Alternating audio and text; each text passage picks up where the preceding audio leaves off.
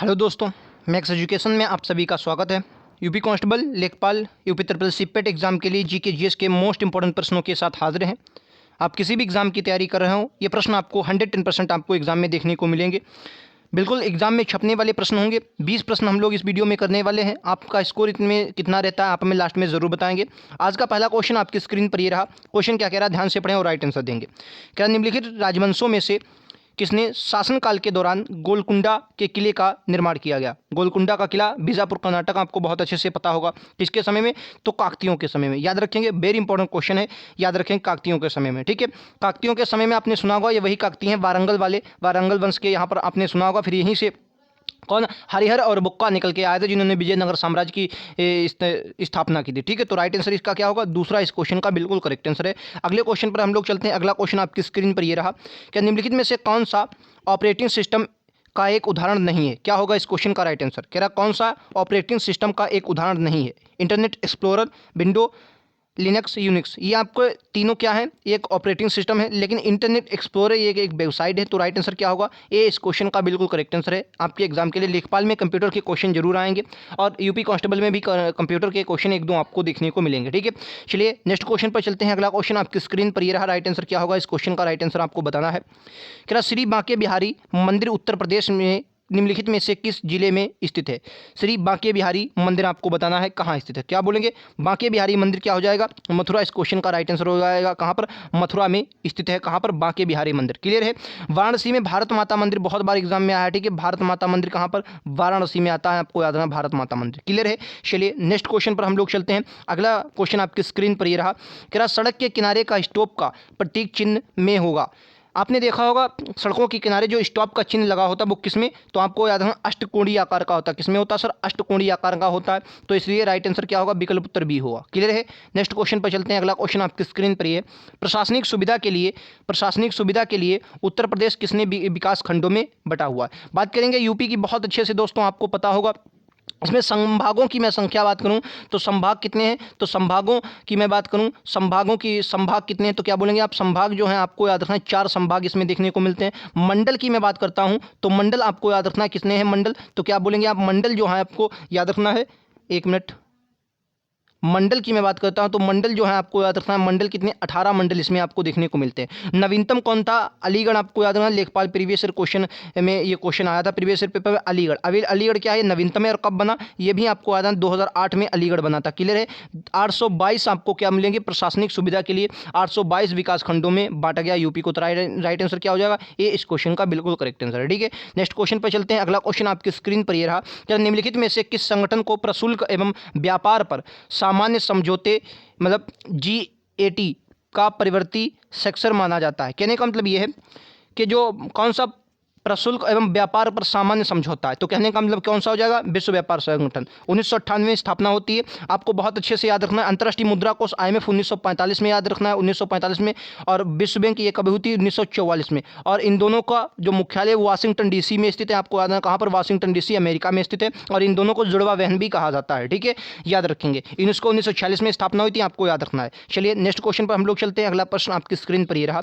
भारतीय संविधान के निम्नलिखित अनुच्छेद में से कौन सा राज्यों को गायों के वध पर रोक लगाने का निर्देश देता है? ठीक है, तो गायों के वध पर रोक लगाने के निर्देश जो हैं वो DPSM में दिए गए हैं, यानी कि राज्य के नीति निर्देशक तत्वों में दिए गए हैं, जिनकी जो बात करें तो भाग 4 में इनका वर्णन है। भाग 4 में इनका वर्णन है। और आर्टिकल की मैं बात करता हूं तो 36 से 51 तक के इनकी चर्चा की गई है हमारे संविधान में। ठीक है, चलिए अब इस क्वेश्चन को देख लेते हैं। आर्टिकल 54 की मैं बात करता हूं तो राष्ट्रपति के निर्वाचन की बात जो की गई है वो आर्टिकल 54 में की गई है। ठीक है, आपको याद रखना है। आर्टिकल 50 में ये DPSP का भाग है और इसमें कार्यपालिका से न्यायपालिका का पृथक्करण की बात की गई है। ठीक है, 52 में राष्ट्रपति के पद की चर्चा की गई है। और 48 में कहा गया है, अनुच्छेद 48 में कहा गया गायों के वध पर रोक लगाने के अनुच्छेद 48 में, और 48 के में ही कहा गया। ठीक है, चलिए नेक्स्ट क्वेश्चन।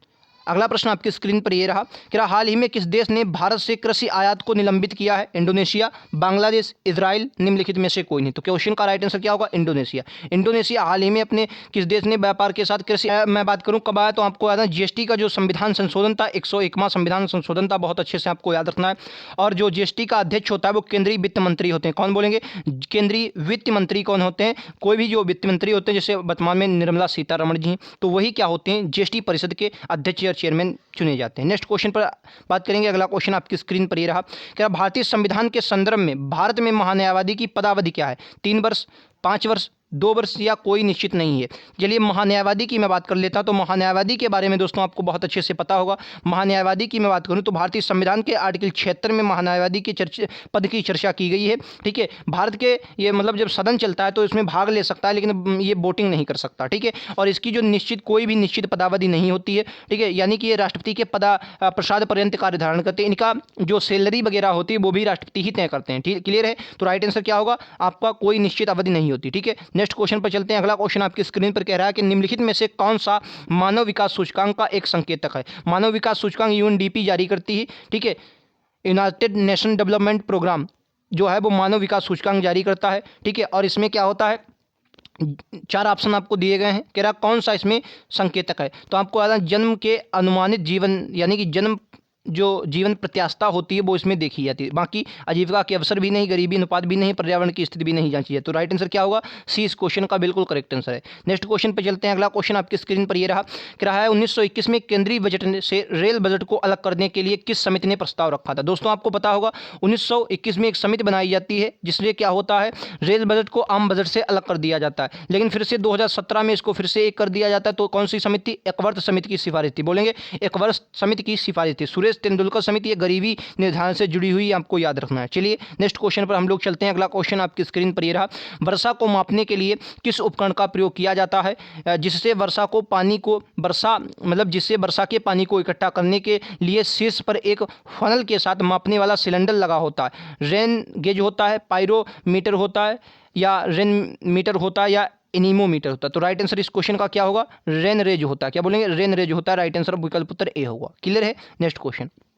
अगला क्वेश्चन कह रहा है कि निम्नलिखित में से किस वर्ष में यूनेस्को ने मानवता की अमूर्त सांस्कृतिक विरासत की प्रतिनिधि सूची से कुंभ मेले को उत्कीर्ण किया था? वेरी इंपॉर्टेंट क्वेश्चन है, आपके एग्जाम में कई बार आया है कि कुंभ मेले को कब शामिल किया जाएगा, आपके एग्जाम में पूछा जाएगा। तो क्या बोलेंगे इस क्वेश्चन का? राइट आंसर देखिए, सबसे पहले 1983 की मैं बात करूं तो 1983 में यूनेस्को में अपने 4 स्थल भारत के थे। आगरा का किला था, आगरा का ताजमहल, ये 2 यूपी से थे, इनको आपको याद रखना है। ठीक है, आगरा का किला, आगरा का ताजमहल, एलोरा और अजंता की गुफाएं, इन 4 चीज़ों को शामिल किया गया था। ठीक है, फिर यूपी का 1940 में फतेहपुर सीकरी शामिल हुआ था, उसको भी आपको याद रखना है। ठीक है, 1983 में, और 2017 में कुंभ मेले को शामिल किया गया, आपको यह बात याद रखनी। तो डी इस क्वेश्चन का बिल्कुल करेक्ट आंसर होगा।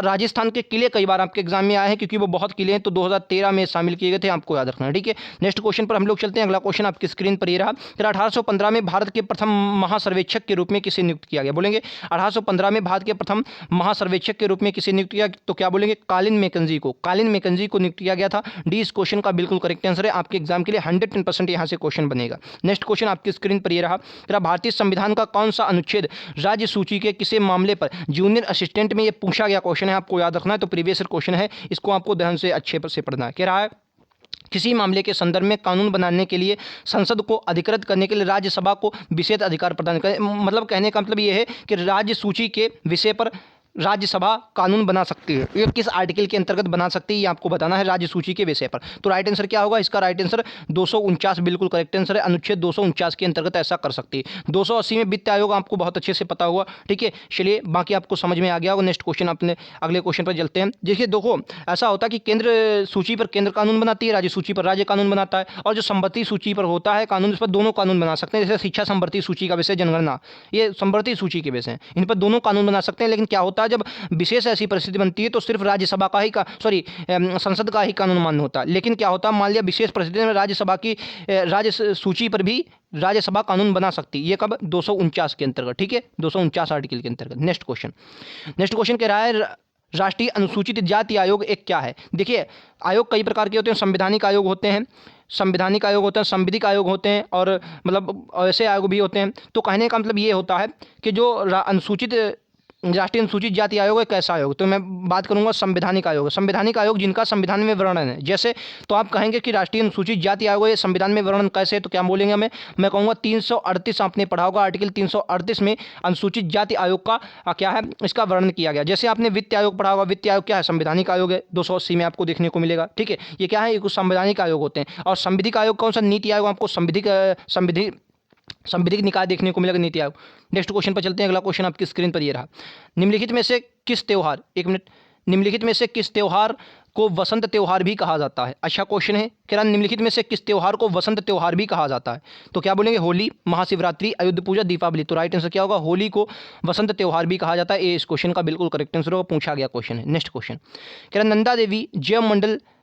नंदा देवी जीवमंडल निश्चय ये बायोस्फीयर रिजर्व निम्नलिखित में से किस भारतीय राज्य में? बहुत अच्छे से आपको पता होगा, उत्तराखंड में। और ये उत्तराखंड की नंदा देवी सर्वोच्च चोटी भी है। अगर कुमायूं हिमालय वाले भाग को आप देखते हैं तो उसकी सर्वोच्च चोटी नंदा देवी ही देखने को आपको मिलती है। नेक्स्ट क्वेश्चन, अगला क्वेश्चन आपकी स्क्रीन पर कह रहा है कि मिल्क ऑफ मैग्नीशिया में मौजूद क्षारीय घटक जिसका उपयोग रेचक मतलब लैक्सेटिव के रूप में किया जाता है, कौन सा होता है? तो क्या बोलेंगे? मैग्नीशियम हाइड्रॉक्साइड होता है। ठीक है, मैग्नीशियम हाइड्रॉक्साइड बहुत इंपॉर्टेंट क्वेश्चन है, आपके एग्जाम में कई बार आया है, तो इंपॉर्टेंट की मोहर आपको लगाना है। ठीक है, डी इस क्वेश्चन का बिल्कुल करेक्ट आंसर होगा। तो दोस्तों इस वीडियो में हमने 20 क्वेश्चन किए, 20 में से आपका स्कोर कितना रहा आपको लास्ट में जरूर बताना है। इस वीडियो के अंत में जरूर बताएं। वीडियो कैसा लगा जरूर बताएं।